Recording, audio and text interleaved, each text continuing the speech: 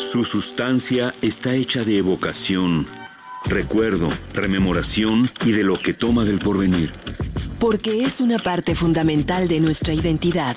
Somos nuestra memoria. El programa del INA que nos lleva de viva voz con los especialistas. Muy buenos días, esto es Radio INA. La Secretaría de Cultura y el Instituto Nacional de Antropología e Historia los invitan a acompañarnos en la emisión de la serie Somos Nuestra Memoria. Hoy contamos con la presencia de un hombre que es una institución en el INA, pero que lo conocemos mucho más por su trabajo en los museos, mucho más por su trabajo en la organización de exposiciones, mucho más por su buen tino y su buen sentido del manejo del espacio y del ritmo narrativo en las exposiciones. Pero hoy vamos a platicar con él sobre un ángulo poco conocido de sus inclinaciones intelectuales, que tienen que ver con el coleccionismo por un lado, pero por otro lado con la interpretación de las cosas que va coleccionando. Me refiero al arquitecto José Enrique Ortiz Lanz, que hoy nos va a hablar de un tema que es una esquina de la memoria y por eso pega perfectamente bien con este programa de Somos Nuestra Memoria. Pega en una de las orillitas, que es esta inclinación hacia la incertidumbre y hacia el azar. Vamos a hablar de las loterías y en particular de un trabajo que él hace, que aparece en un libro que se llama Lotería, un mundo de imágenes, las loterías de figuras en Campeche y México, pero que en realidad es mucho más que eso. Es la interpretación de la importancia del azar y del juego, de la cruce de valores entre la incertidumbre, la esperanza de mejorar y el juego. Y los juegos, efectivamente los juegos de azar. Bienvenido, José Enrique. Pues muchísimas gracias, Salvador. Es un gran gusto, es un gran honor además estar en uno de los programas que han marcado también la participación de el INA en la cultura y pues qué gusto y muchísimas gracias por la invitación. Es un libro que me llevó cerca de 4 años de investigación. Está con una bibliografía en 5 idiomas. Ha sido realmente muy laborioso, pero como decías también fruto de un coleccionismo de prácticamente 30 años de juntar poco a poco primero loterías campechanas y después poder entenderlas en su dimensión, confrontándolas con las loterías mexicanas y con el resto del mundo. Lo que a mí me gustó más del libro es esta interpretación tan personal que haces de las imágenes, del origen de las imágenes en la lotería campechana y de las distintas loterías mexicanas, el origen napolitano en unos casos, en otros francés, en otros inglés incluso, la separación que haces entre las tómbolas, las lotos, las loterías, el tarot, y cómo todo eso acaba siendo un camino cruzado, pero que nos va conformando una identidad. Y eso es lo que casi nunca tomamos en cuenta. Es decir, finalmente tu idea de lo que es la suerte, de lo que es tener buena suerte, de lo que es la posibilidad que te da el azar de cambiar en realidad todo tu mundo, nos va creando una identidad, porque se convierte en figuras y en un juego que está hecho de dibujos raros, porque lo mismo aparece un soldado que un caballo, que un conejo, que una ardilla, en algunos un camello, en otros no, en otros figuras eróticas, la muerte, los momentos de morir, en fin, montones de dibujos que lo mismo le dicen a los niños que a los grandes. ¿Cómo empezó tu afición por esta cosa tan rara que son las imágenes de las loterías? Bueno, pues la historia comienza de una manera pues relativamente sencilla. En Campeche es uno de los lugares del país donde todavía se juega la lotería cada sábado. Hay muchos, debo decir que para mi sorpresa, ahora que investigué a nivel nacional, realmente es sorprendente la cantidad de pueblos y ciudades que todavía tienen la lotería como elemento vinculador, además en espacios públicos, y se reconoce la gente en ellos. Bueno, pues lo que hacía diferente a la lotería campechana es su antigüedad. Estamos hablando de que es una creación de un comerciante documentada hacia 1895 para propaganda de sus cigarros. Entonces, en cada cigarrito ahí venía una figura y la gente pues coleccionaba esas figuras, las recortaba y las pegaba en planillas, y estas eran las que se jugaban. Eso a mí me recordó mucho en mi infancia, debo confesar, que no sé si algunos se acuerdan de los cerillos clásicos, que también claro, se recortaban las figuritas y se hacían los álbumes, claro, con otra idea. En este caso era el coleccionismo puro para un niño. Pero, digamos, la lotería campechana fue de las primeras en establecer esta mecánica, no solo de crear su propio código, sino de reproducirla a niveles de impresión gráfica y de difusión masiva a través de la publicidad. Entonces, cuando empecé a leer cómo se daba esto, pues apareció en esta historia don Clemente Jacques, el de los chiles, el de las latas de muchos empacados, y yo decía, bueno, si Clemente Jacques dicen que creó la lotería mexicana, ¿cómo es posible todo esto y qué tiene que ver con la lotería campechana? Que es más antigua. Y entonces comenzó a complicarse la historia, porque empezaron los testimonios a apuntar que Clemente Jacques realmente llega a México justo a fines del siglo XIX, y llega al puerto de Ciudad del Carmen a trabajar en la fabricación de corchos para hacer envasados. Entonces realmente es curioso, como lo decías, cómo se van cruzando las líneas de esta historia, porque entonces un empresario que llega para producir corcho, para envasar, se da cuenta que el negocio no es realmente producir el corcho, sino envasar. Entonces se viene a México, crea su propia empresa, y cuando ya comienza a tener cierto éxito en los años 20, hace la primera lotería mexicana, con la idea también de este empresario campechano de dar las estampitas en la compra de los productos y que se regalaran. Lo que es asombroso, y esto sí debo decir que todavía no logro entender, es cómo un elemento de publicidad de los años 20 se constituye un código de identidad nacional en menos de 20 años. Es asombroso, realmente me parece increíble que en las imágenes hemos conseguido en la fototeca del instituto imágenes de juegos de lotería hacia los años 40, y ya se está jugando con el código de Clemente Jacques, pero en versiones más populares. Entonces aquí nos encontramos con mecanismos muy rápidos de difusión y de constitución de la lotería nacional, o lotería mexicana, si le queremos llamar así, pero que realmente en el libro pues yo trato de acotarla a la creación de Clemente Jacques, porque realmente cuando siguió la investigación nos encontramos con que había muchas más loterías, incluso antes de la campechana. Afortunadamente algunas de ellas conservadas en colecciones particulares. Por ejemplo, el Museo Sumaya tiene una espléndida colección de loterías, de los cartones, sí. Incluso eran láminas, óleos, lámina pintada al óleo con las imágenes de la lotería.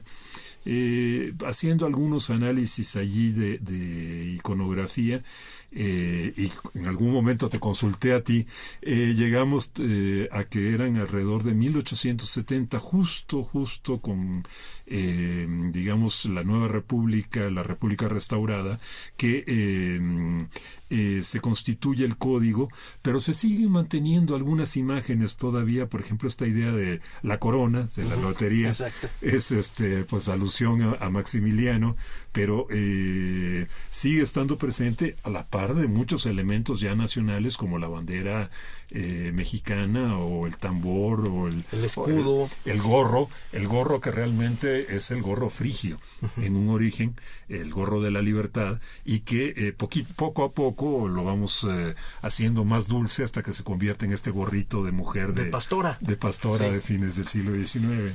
Sí. Entonces es una historia, como tú dices, en México muy poco conocida porque desaparecieron muchas de estas loterías desafortunadamente.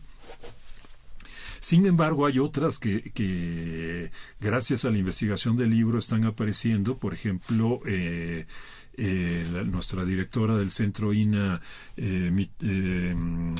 Guerrero, nos informó que en una pequeña comunidad de la Sierra todavía se juega una lotería, y cuando revisamos esa lotería es una de las del siglo XIX que se conservó precisamente por el aislamiento de esta población. Yeah. Entonces estamos encontrando poco a poco que tampoco es un universo tan desaparecido como pensábamos. Sí, además con códigos muy particulares, ya regresaremos a eso, pero cuando yo era niño, y lo veo también en tu libro, los juegos de lotería en los pueblos no solamente es llenar la planilla, sino puedes llenarla con diagonales, horizontales, cruces, etcétera, y dependiendo de eso y los números que van arriba, que van sumando, puedes tener un premio, el premio. A diferencia de las tómbolas, en donde también lo manejas en tu libro, el premio es sorprendente y en general no deseado. Exacto. Normalmente ganas algo que no te sirve para nada, sí. Y pero ni modo, ahí estás, y es el mismo espacio. La feria es el espacio del juego, la feria es el espacio en donde hay estos símbolos de identidad. La de Clemente Jacques, cuando menos la de la serie de los años 50, hasta el barril está pintado verde, blanco y rojo. Exacto. No hay una que yo recuerde que diga el presidente, otra que diga el emperador, pero efectivamente está la corona, y es una corona imperial porque tiene arriba la cruz. Exacto. Y hay distintas versiones de estos dibujos, y tú haces una disección de los dibujos y de los modos. Vamos primero hablando de los dibujos. Encuentras, cuando te vas yendo para atrás, encuentras loterías del siglo XVI, encuentras dibujos y grabados hechos en madera. Sí, sobre todo imágenes del tarot que van a influir directamente, son una de las principales fuentes sobre la lotería, y estas imágenes del tarot desde el siglo XV ya se están produciendo en Italia, y comienzan a formar este código visual sobre el cual se van a construir muchos juegos en los siglos posteriores, como bien tú decías, por ejemplo, el juego de la oca, que es otro de los más antiguos, afortunadamente conservado, pero que en su momento tenía una dimensión mucho más ideológica. Era realmente, el juego consistía en el alma que tenía que pasar a través de diversos peligros para llegar al paraíso. Ese era, digamos, el gran juego en estos niveles mucho más intelectuales, que es como se crean, y luego poquito a poquito los vamos edulcorando y los vamos convirtiendo realmente en juegos infantiles. Sí. Pero yo me acuerdo mucho, no sé de quién es la frase, pero decían que lo peor que le puede pasar a un libro es que lo vuelvan un libro infantil. Sí, claro. Bueno, al puerilizar todo esto, cambia el sentido. Las fábulas originalmente tenían un sentido moral para adultos, básicamente con mensajes políticos. En el castillo de Chapultepec están las fábulas de La Fontaine, y tienen un sentido totalmente político para adultos, pero a lo largo del siglo XIX y el XX se va convirtiendo en cuentos de niños, pues, con una moraleja un poco dulce, efectivamente, y se pierde ya el sentido de la lectura para adultos. Y yo recuerdo en tu libro, cuando manejas lo de la oca, empieza siendo un viaje del alma y termina siendo los peligros de un patito. Exacto. Y bueno, y ahora me acordé quién es el que dijo esto, fue Saint-Exupéry con el Principito, que realmente era un libro para adultos y lo acabamos convirtiendo en uno de los grandes, el bestseller tal vez de libros infantiles y juveniles, cuando realmente es un libro mucho más profundo de lo que parece. Sí, para adultos, exacto. Efectivamente. Y yendo hacia el origen de las imágenes, el tarot, ¿qué sentido tenía el tarot originalmente y por qué se pasa a la lotería? Bueno, comienza también como una construcción intelectual para la nobleza del norte de Italia en este momento. Bueno, ¿qué te puedo decir a ti, que eres el gran maestro? Pero norte de Italia en el Alto Renacimiento es tal vez una de las regiones del mundo que está teniendo un mayor desarrollo, con élites de poder también muy inclinadas hacia el mundo intelectual y hacia la parte ocultista. Este momento del Renacimiento se caracterizó no solo por el fomento al arte, como podríamos pensar, o a la ciencia, sino también el ocultismo, y formaba parte de una unidad. La alquimia, sí. El pensamiento hermético, la corte de Rodolfo. Exacto. Sí. Entonces crean un juego, esta vez un juego también para un juego de mesa, pero con un sentido intelectual en el cual los triunfos, las cartas se llaman triunfos, y cada una de ellas va derrotando a la otra. Uh-huh. Por decir algo, vamos al tarot que conocemos, que es el tarot de Marsella. Hay muchos tarots y en el libro también se habla de esto, de que uno de los que más influencia directamente a la lotería mexicana es más bien uno florentino que se llama La Minchiata. Bueno, pero el tarot, vamos al tarot de Marsella para entender cómo funciona. Cartas como la muerte es derrotada por el diablo. Uh-huh. Este orden tiene que ver, y finalmente lo que vamos a ir llegando es a que la última carta es la que acaba, digamos, es la que tiene más poder sobre todos, y es el mundo. Y uno diría, ¿el mundo por qué? ¿Qué simbolismo tenía?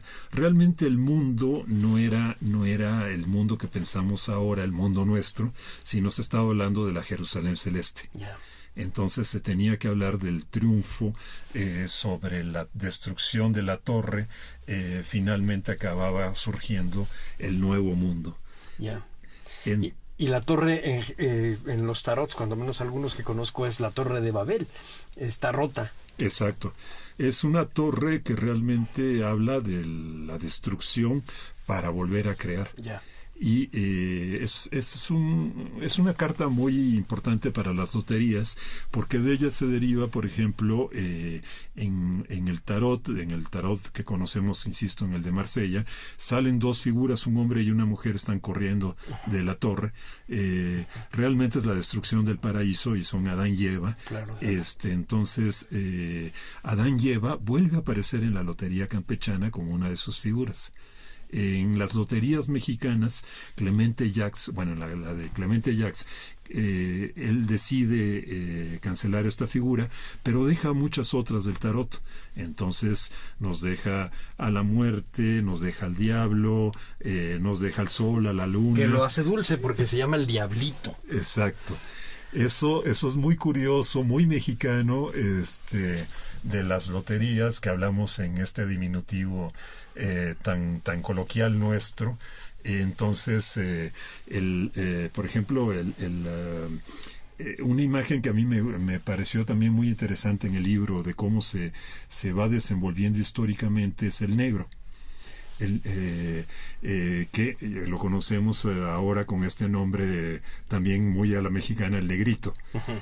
El negro realmente, afromexicano más correctamente, es una de las imágenes de las identidades que desde Linati a principios del siglo XIX aparece. Linati, recordarán, les dedica cuando menos 2 grabados a las poblaciones afromexicanas, y habla también de la importancia que tiene esta raíz en la conformación de regiones como, por ejemplo, Veracruz. Hasta así.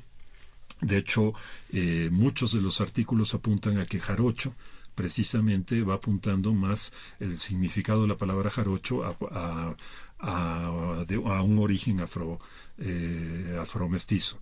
Entonces, sin embargo, México empieza a recibir influencias de Estados Unidos muy fuertes en el siglo XIX y, como bien sabemos, antes de la secesión, y de las luchas por la libertad de los afroamericanos, la imagen comienza a ser objeto de burla. Entonces, uno de los temas favoritos, digamos, de los chistes, por llamarlo así, del momento, era reírse de los negros. Entonces, con esta imagen, además asociada a la mala suerte por el color negro y al gato negro, además. Entonces, en la lotería campechana aparece un personaje de origen africano, pero con un gato que le provoca algún incidente de mala suerte, o que tiene que perseguir a un gato.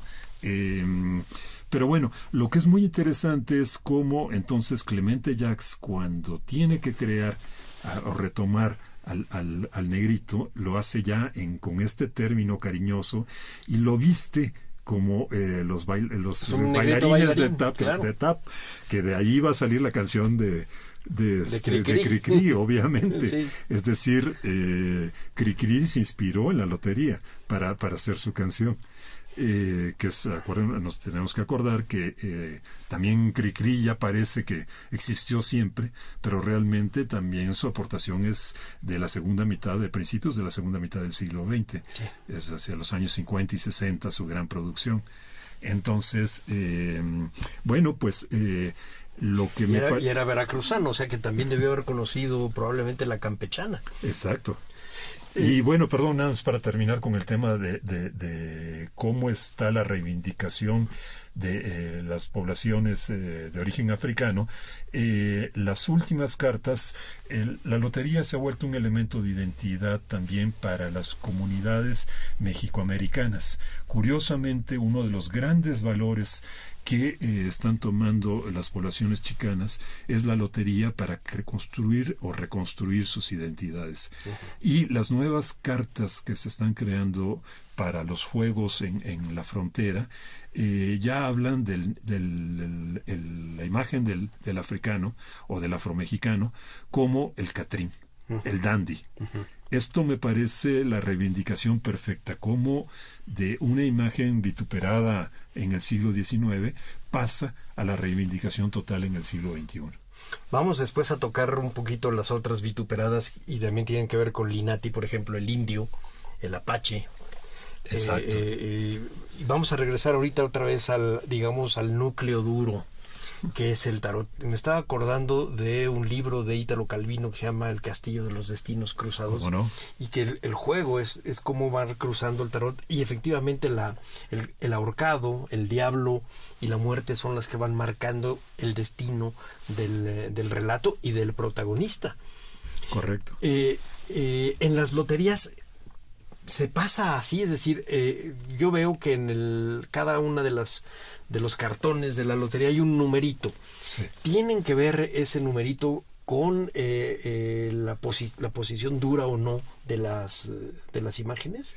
Sí, este tema que tocas fue uno de los que más trabajo me dio encontrarle la cuadratura, pero creo que finalmente la encontré, y de una manera casual, como relato en el prólogo. Yo tuve la fortuna de estudiar, después de estudiar arquitectura, estudiar restauración en Nápoles. Entonces viví 3 años allí. Es un mundo que conozco muy bien. Digamos que mi otro yo es napolitano. Okay. Y en un día, en un puestecito, me encontré un libro que es fundamental, que se llama, para la investigación, que se llama El libro de los sueños, la Smorfia. Este libro de los sueños, lo que parte es de que desde, bueno, y es lo que otro capítulo que se plasma en el libro, es cómo para los napolitanos adivinar los sueños y traducir esos sueños a números es y ha sido parte fundamental, cuando menos, de su desarrollo intelectual en los últimos 3 siglos. A tal punto que existen estas especies de diccionarios que tienen el tamaño de una guía de teléfono de la Ciudad de México, en donde podemos encontrar la palabra que quieran. Por ejemplo, hice el cálculo cuántos números se asocian a la palabra mujer. Y había más de 80 números asociados, pero había desde las formas que yo creo que ya son más difíciles, como por ejemplo mujer que remienda, que yo creo que ya es difícil remendar en esta época de use y tire, pero hasta formas muy contemporáneas como mujer en un avión. Entonces, si uno soñaba una mujer en un avión, pues iba asociado al número tal. Y entonces había que entender las demás partes del sueño para poder traducir esto a un lenguaje de 5 números o 6 números y sacarse la lotería. Entonces, bueno, pues esto que podría parecer muy raro, es, insisto, una forma muy identitaria napolitana, pero al punto de que dar los números, es decir, el personaje que da los números, que además son muy particulares porque van desde el transexual al monje, desde la aparición del fantasma de un enano a las mujeres, a las prostitutas. Este círculo, por llamarlo así, de iniciados o de gente que está en la transgresión y que permite que vayan de un mundo al otro, son los que tienen esta capacidad de traducir los números. Y bueno, es una desesperación por saber los números. Bueno, cuento la última anécdota que me parece maravillosa sobre este mundo napolitano y qué tan profunda era la idea de adivinar los números. Bueno, los muertos violentamente también tenían la capacidad de traducir los números, porque no se habían ido finalmente de la tierra en el pensamiento napolitano. Entonces, adoptar el cráneo de un muerto era una forma de garantizar que alguien pudiera tener los números. Y entonces la gente robaba los cráneos de las fosas comunes, sobre todo los ajusticiados, para que los limpiaban, los mantenían en la casa y supuestamente les iban a inspirar estos números. Bueno, con este preámbulo, entonces empecé a verificar las figuras contra los números y me encontré que en el caso de la Lotería Campechana el 98% de las imágenes corresponden a este diccionario. Ya. Entonces es muy curioso, lo que quiere decir que eso sí no pude encontrar quién, es que Hevia, el creador de la Lotería Campechana, o alguien antes había conocido este sistema y que había codificado los números. Entonces, pues aquí nos volvemos al mundo también de lo desconocido y el vínculo que existe, curiosamente, muy estrecho entre la Lotería Campechana y la Lotería Napolitana, que coincidió con mi formación. Pero fíjate, el mundo de los números es efectivamente raro y popular. Es la cábala. En Jiquilpan, en el mercado de Jiquilpan, hay un señor que va vendiéndote números. Y después se sale y gira un círculo con los números y a donde para se gana 200 pesos, por decirte algo. Y está todo el día caminando por los puestos y muchísima gente es la que... Y es un cantador, finalmente, es un gritón. Va gritando los números de la lotería y es muy, muy popular. y es una cosa ahí un tanto marginal de la vida cotidiana, pero ahí está todo el tiempo. Y son solamente números, ahí no hay imágenes. En cambio, en la feria afuera, cuando es el día de feria, está la lotería, que es a donde entran niños y viejos, etcétera, en donde lo que importa es la figura y el cantador.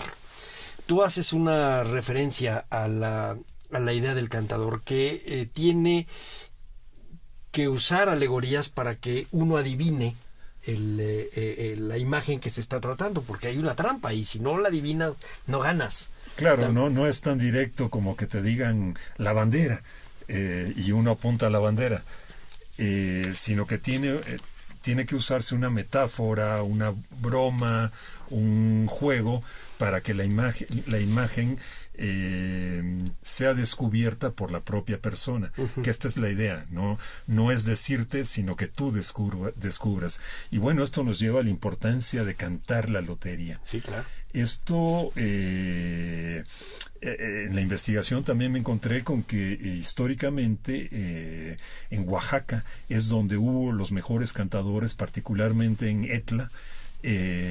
Allí estaban los mejores cantadores reconocidos a nivel nacional, que se echaban prácticamente un versito para poder adivinar la figura. Entonces es una lástima que esto sí lo estamos perdiendo.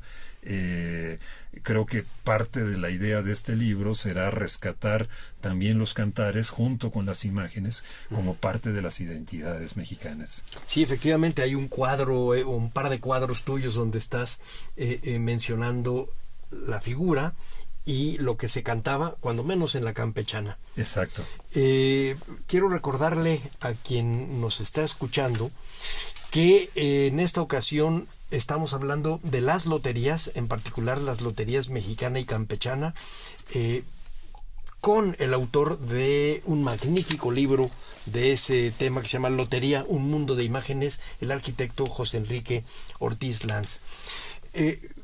Vamos a empezar esta segunda parte del programa con una anécdota un poco rara, a ver si te pico la cresta.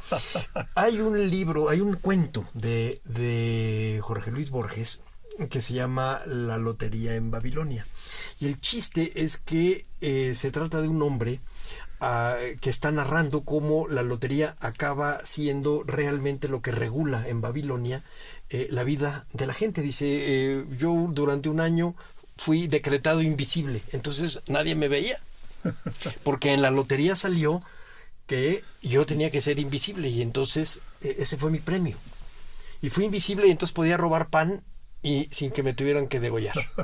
Pero nadie me veía, o sea, si hablaba con alguien, nadie me veía. Durante un año fue invisible.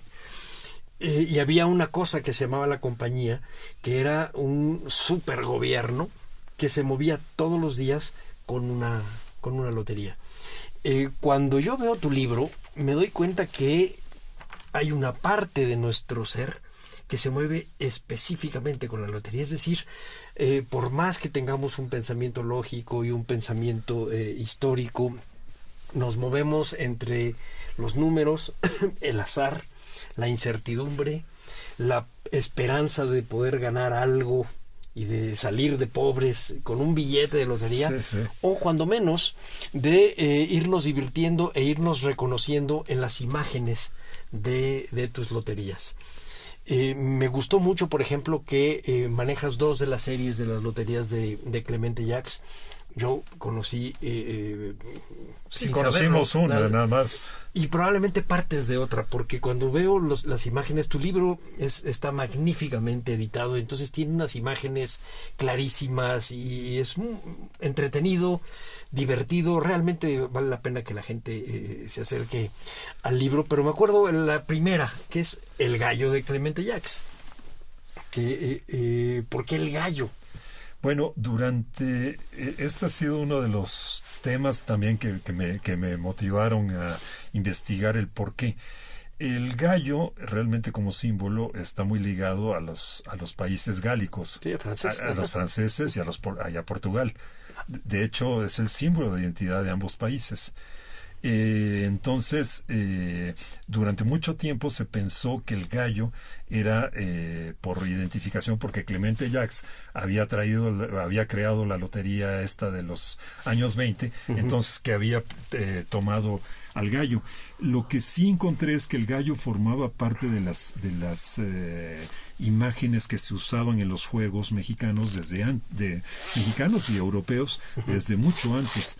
Entonces esto me empezó a hacer sospechar que esta relación fácil entre Francia y el gallo pues podía ser, pero no, es decir, Clemente Jacques la tomó como su primera carta, seguramente porque sí estaba vinculado con Francia, pero la imagen en sí ya formaba parte de las loterías y forma, digamos, una vertiente que también incide mucho en las imágenes, que tú conoces, que ver mucho con la simbología pasional, los símbolos de la pasión. Por ejemplo, la escalera. Uno diría, ¿y por qué una escalera en la lotería? Bueno, pues hay que ir nada más a ver cualquier cruz atrial del siglo XVI, claro, para ver la escalera como parte de los símbolos que se representaron, porque no podía expresarse la imagen del sacrificio tan claramente como la de la crucifixión. Exacto, ¿sí? Como la idea de la crucifixión. Entonces, como sabemos, se tomaron muchos de estos elementos para traducir la idea del sacrificio y de la pasión, pero sin representar al Cristo sacrificado. Entonces, hay imágenes como, por ejemplo, muy complejas en ese sentido, como la mano. La mano también, uno diría, ¿por qué la mano y no decir el látigo? Si se trataba de representar la pasión. Bueno, hay un pasaje también del Nuevo Testamento en donde no me acuerdo quién, pero uno de los jueces le da una bofetada a Cristo, y pasó también a ser las imágenes de los símbolos de la pasión. Entonces, sí, definitivamente el gallo alude seguramente a San Pedro, y por eso forma parte de esta tradición de los símbolos pasionarios, que es una de las vertientes de las imágenes de las loterías. Y fíjate que ahorita que lo mencionas, hay varios de esos símbolos pasionarios, no todos, pero no el todos. Sol, la luna, que son comunes con el tarot. Exactamente. Efectivamente, el gallo, que es San Pedro.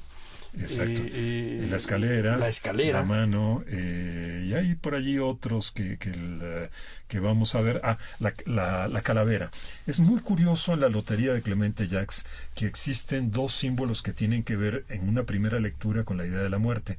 Tenemos la muerte misma, que es el esqueleto, y luego está la calavera. Y uno diría, bueno, que estábamos realmente tan fijados los mexicanos en la idea de la muerte como para representarla dos veces en 52 símbolos. No, lo que pasa es que son dos vertientes. La calavera tiene que ver con la idea de la muerte del tarot, y el esqueleto.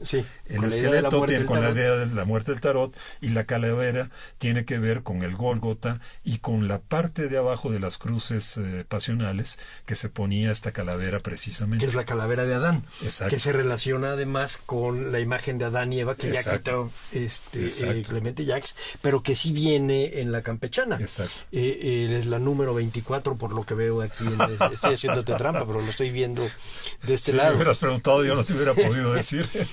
Y sin embargo, sí vienen muchas otras imágenes totalmente reconocibles para la parte campechana y otras no. Por ejemplo, el indio que manejan en la lotería campechana es un indio chichimeca o un indio del norte, mucho más parecido a lo del Inati que a los mayas de la época de este empresario finales del siglo XIX, que podían estar levantados en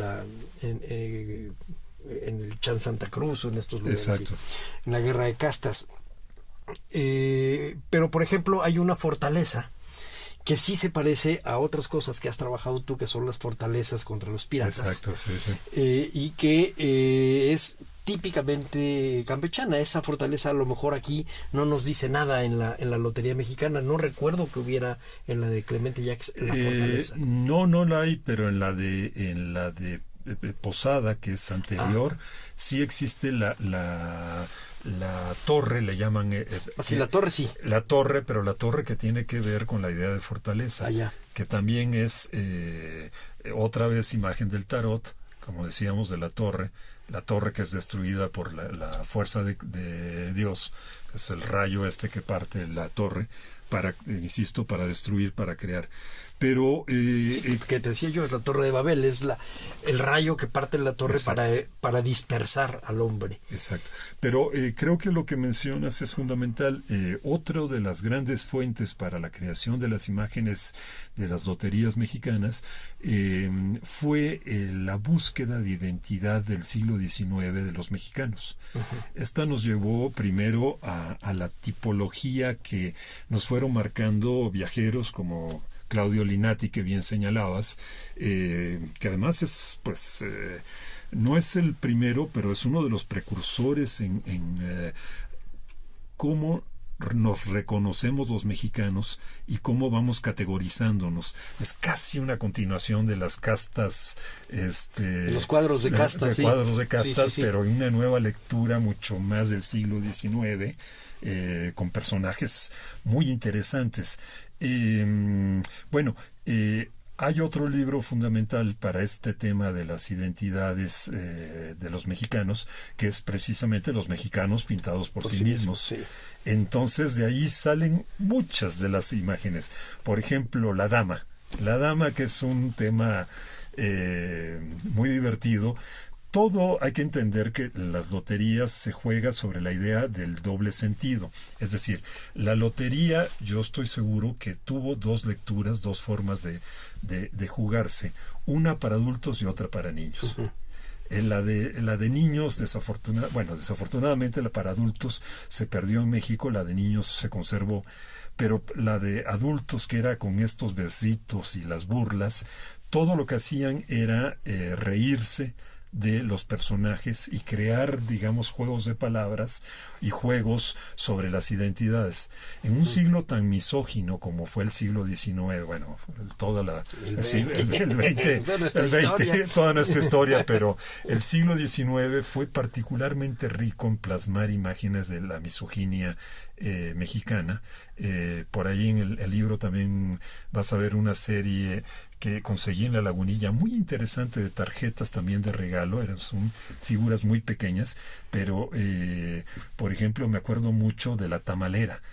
Cierto. La tamalera, y el versito dice algo así como tamalera que anda en coche es porque trabaja de noche. Entonces estamos aquí ante la burla precisamente sobre mucho de la mujer que tiene que salir. La mujer en el siglo XIX tenía que estar en su casa, casi como en el mundo musulmán actual. Y el hecho de que saliera a la calle era una transgresión. Entonces, si vemos las imágenes de la dama en la lotería, todas ellas hacen referencia a que sale, está vestida para salir. Es verdad. Entonces, realmente lo que están haciendo o juegan es con crear esta imagen de la mujer que sale a cazar. Y además es una mujer elegante. Normalmente no es una mujer de las clases más pobres. No. Las de las clases más pobres sí están trabajando, como la chalupa. Exacto. Pero la dama sale vestida muy elegante. En sus distintas versiones. Ahí tienes algunas imágenes en donde está en una minifalda de los años 70. Pequeñísima, sí. Pero volviendo a las identidades del siglo XIX, los mexicanos pintados por sí mismos, a la dama se le trata como la seductora. Entonces es la mujer que no tiene los medios o no tiene la posibilidad de conseguir marido y tiene que era prácticamente una de las pocas salidas que tenía la mujer era casarse. Si no era digamos, entraba en otras categorías. Entonces esta idea entonces de la seductora se traduce poco a poco a la idea de la dama. Pero también a los hombres nos va mal, ¿eh? La imagen, por ejemplo, del valiente, que uno pensaría que es el prototipo ahí del muchacho bien plantado y cuando nos damos cuenta que realmente comienza como y la crea Posadas, curiosamente, el perverso. Sí. El perverso que luego se vuelve el cobarde para después poco a poco pasar al valiente, pero el valiente es un matón. El valiente es lo que todo tiene, es menos valentía. Tiene todo lo anterior menos valentía. Es decir, es un matón con un cuchillo en mano, ensangrentado, probablemente alcoholizado, y en esta actitud provocadora, entonces lo que estamos viendo es que tampoco pensemos que de los hombres no había también risas. El Catrín es otro caso muy curioso, porque el Catrín lo que se está burlando es, y esta sí es también de los mexicanos pintados por sí mismos, de la revista, el personaje que no tiene nada, pero se muere por aparentar tener todo. Y que no importa que esté con los calcetines rotos, pero él está con su trajecito, aunque lo tenga que planchar, como hizo una caricatura, una de las imágenes de la lotería chicana, que es muy divertida, por cierto, de el Catrín planchando su traje. Delante de una imagen de la Virgencita de Guadalupe. Que es de una lotería moderna. Exacto. Sí, y está también el borracho, también denigrando un poco la figura masculina, el valiente o el perverso. Efectivamente se ve que está alcoholizado, trae un cuchillo o una navaja muy grande y un paño en el otro brazo. Pero está el otro, que es el borracho, y ese que se está cayendo afuera de la cantina, que trae la botella. Ciertamente nadie sale bien librado. Exacto. Todos los personajes eran sujetos de burla. Todos. Y de niño a mí me llamaba mucho la atención la sirena, porque por alguna razón, no me preguntes cuál, cuando mi papá nos platicaba de las sirenas en el contexto de la Odisea. Entonces teníamos la idea de que las sirenas eran esos pájaros con cara de mujer y que cantaban y que te atraían hacia el naufragio. Y de repente aparecía la sirena en la lotería y decíamos, pero ¿y esto qué? ¿Por qué pescado? ¿De dónde salió? ¿Qué es eso de una sirena? Y luego hay otra que era la policía, o la patrulla. Exacto. Y en donde notabas que traía la sirena prendida. Entonces, bueno, ¿de qué se trata? Estamos usando la misma palabra para decir ¿qué? ¿Qué tiene que ver eso con la suerte? ¿Qué tiene que ver estas imágenes que son un poco apabullantes con la buena suerte? A lo mejor tienen que ver con la mala suerte, o sea, el borracho, el valiente, la sirena, la estrella, el cometa.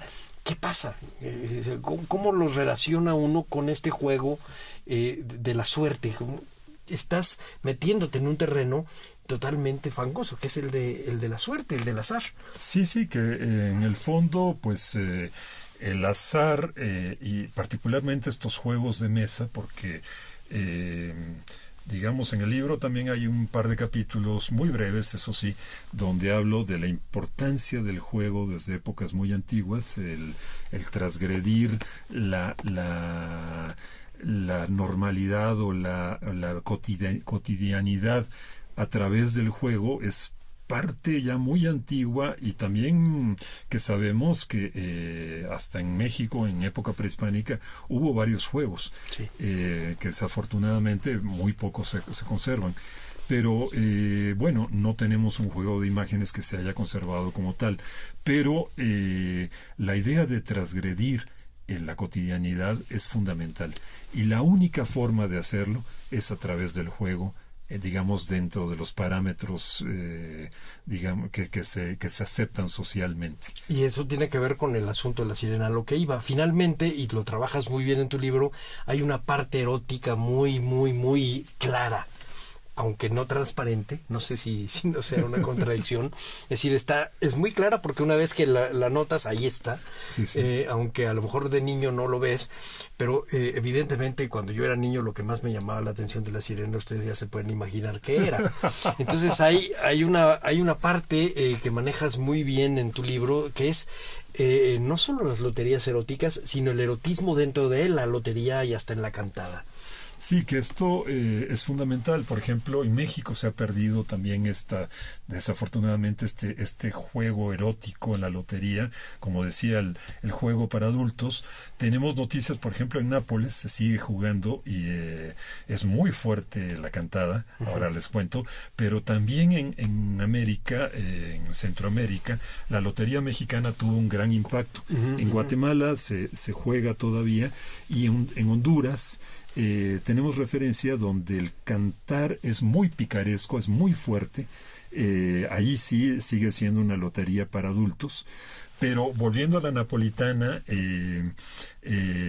hablando sobre las transgresiones, debemos recordar que Navidad es una época también en que se altera todo el ciclo de la normalidad o del mundo ordenado y se permiten las transgresiones. Entonces, en la Navidad es... no solamente en el carnaval, también en la Navidad.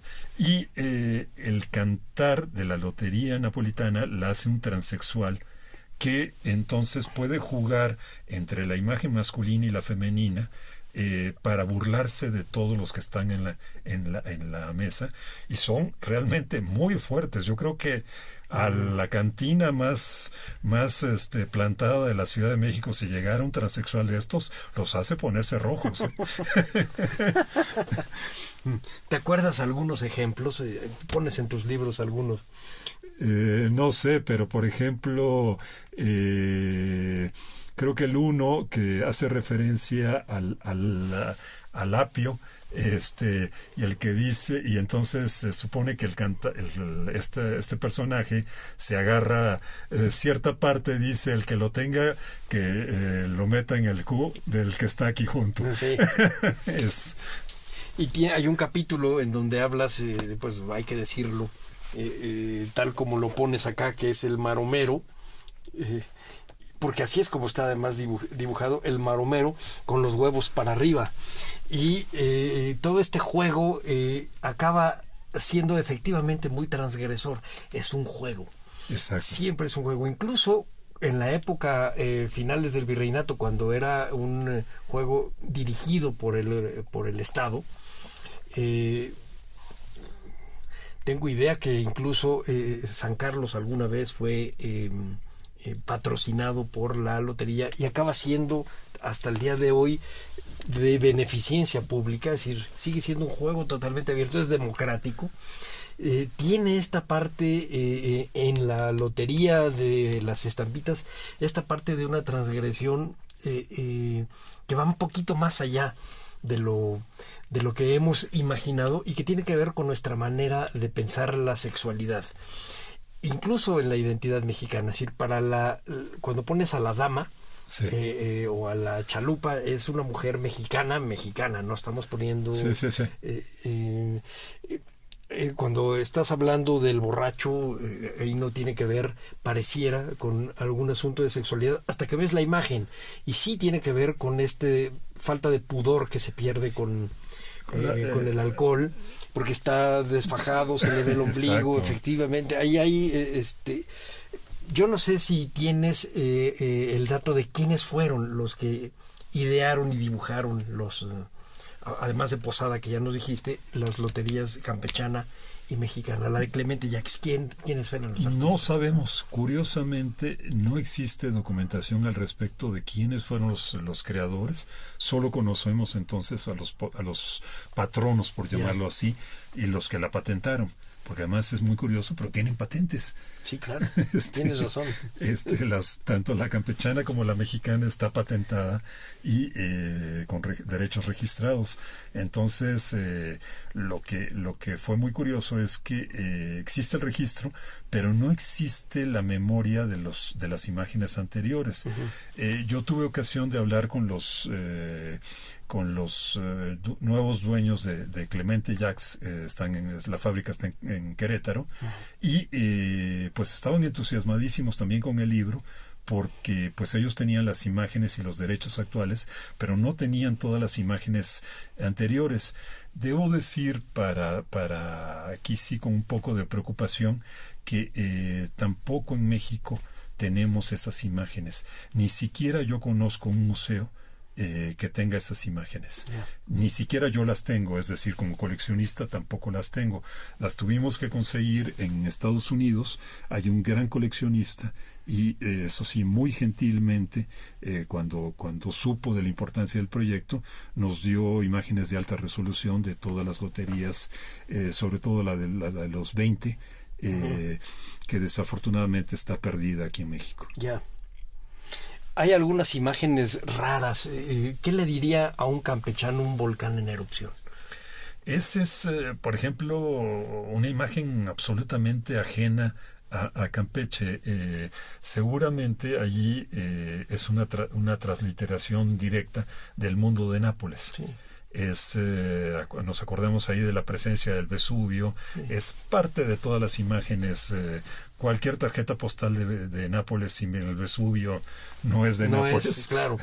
Y hay una parte que me gusta mucho de tu libro, porque vas haciendo un seguimiento de cómo se van desdoblando las imágenes, y el volcán en erupción termina siendo el volcán de fuego de Colima. Exacto. En una de las loterías modernas. Ya en el siglo XIX, en las de Guadalajara, hay loterías que yo identifiqué de la zona de Guadalajara, que son precisamente las que tiene el Museo Sumaya. Yeah. Hay una imagen muy interesante de la iglesia, y yo creo que es idéntica a la Catedral de Guadalajara, sin las torres, porque hay que recordar que esas torres se hicieron 2 veces. Entonces, sí, definitivamente acaban en el volcán de fuego de Colima. Sí, lo acaban volviendo una referencia más clara.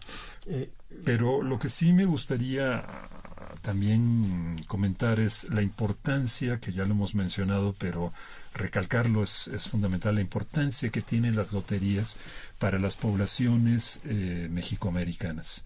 Creo que es un tema digno de estudio, porque se están creando muchas obras de arte contemporáneas, muchas imágenes.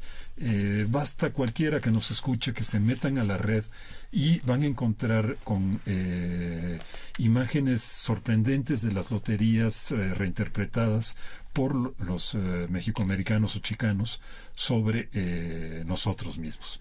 Entonces, es un mundo en evolución, pero también debo decir, por otra parte, que tampoco los mexicanos nos hemos descuidado. También estamos creando nuevas imágenes. Quisiera mencionar, en el libro tenemos imágenes, por ejemplo, de Arturo Rivera, este gran pintor, muy fuertes, realmente imágenes muy con este estilo hiperrealista del pintor, pero con esta intención ¿cómo llamaríamos? Dolorosa. Yo siento que esos son sus imágenes, y bueno, son muy interesantes. O la Lotería de la Condesa, una lotería fotográfica de los años 90, sí. También vale muchísimo la pena verla. En fin, ahí estás viendo las de estas de Rivera, que son las que estaba buscando, sí. Exacto. O esta de la Condesa con sus personajes, el tirititito, el ojalatero, el cronista, el maletero, la secretaria, el arquitecto, el lavacoches, el pifas que está vendiendo periódicos y que dice siempre lo mismo, el bolero. Las de Arturo Rivera efectivamente son muy en el estilo de él, algunas efectivamente muy rudas, por ejemplo La Cabeza, que es de un hombre decapitado.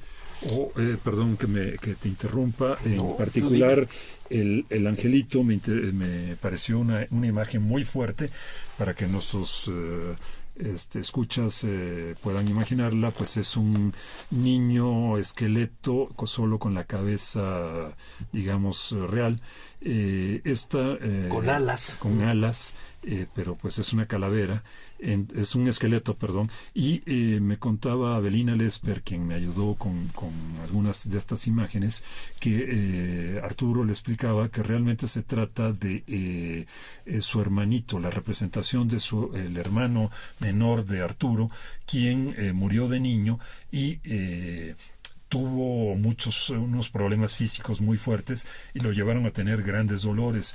Entonces es casi una imagen pues de Frida, sí, con porque ese dolor. Es un esqueleto deforme. Exacto. Y a mí la que me llamó la atención es la del cangrejo, que es una mujer con el torso desnudo, pero se le ven los huesos, y el cangrejo está en el vientre.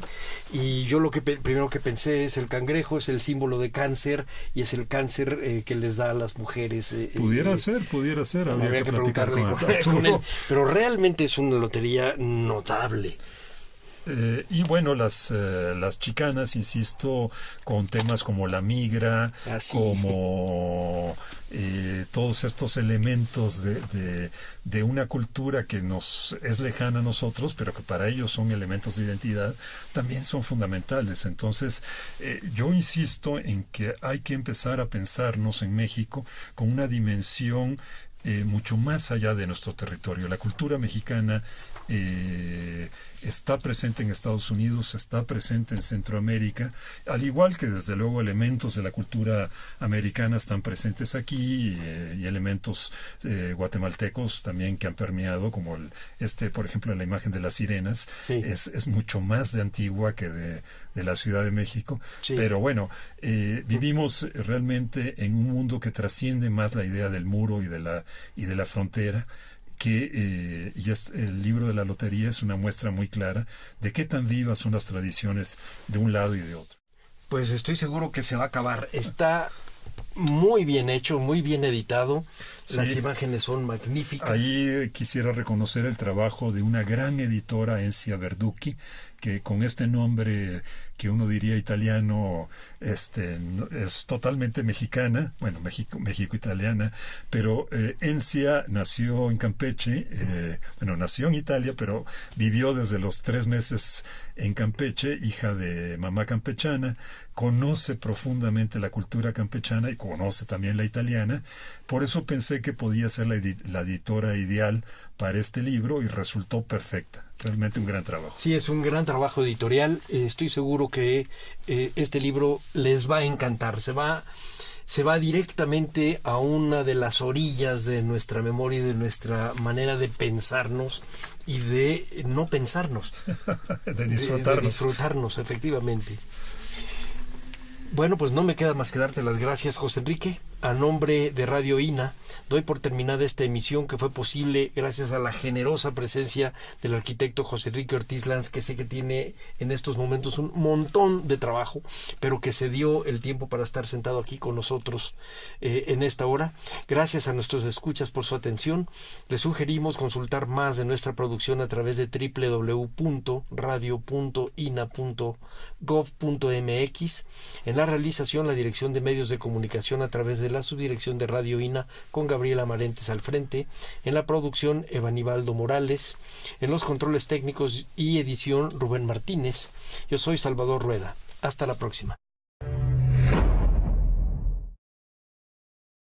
Las opiniones y comentarios aquí expresados son de entera responsabilidad de quienes proporcionan la información y no representan necesariamente las opiniones de Radio INA ni comprometen el pensamiento editorial del Instituto Nacional de Antropología e Historia.